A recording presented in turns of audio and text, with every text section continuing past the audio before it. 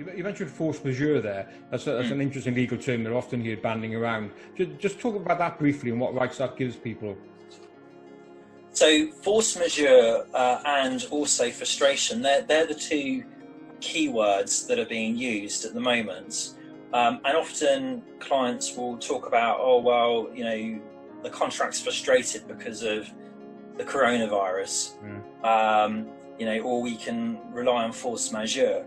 So we need to sort of treat each concept separately. And if we talk about, first of all, force majeure, and then we can look at frustration, because they are very separate concepts. Force majeure is really just a term of a contract. It's nothing more, nothing less. And it's given its name because of the background to how it was created.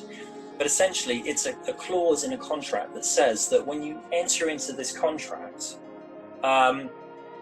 if something happens that's a problem later down the line, and it's beyond our control, then we have an excuse. We don't have to perform.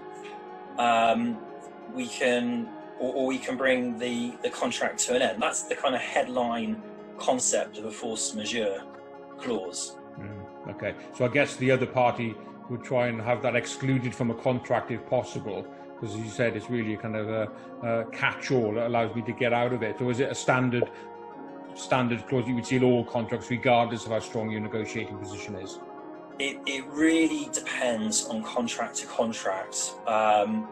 So quite often you would find some type of force majeure clause.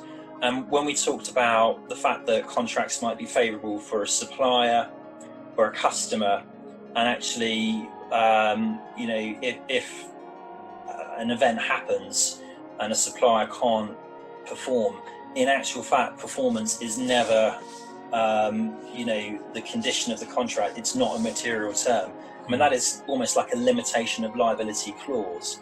And there might be a number of other limitation of liability clauses in a contract, such as, look, if we've got it wrong and we can't perform, and you have a right to sue us, the maximum we can be sued for is going to be set at a certain amount.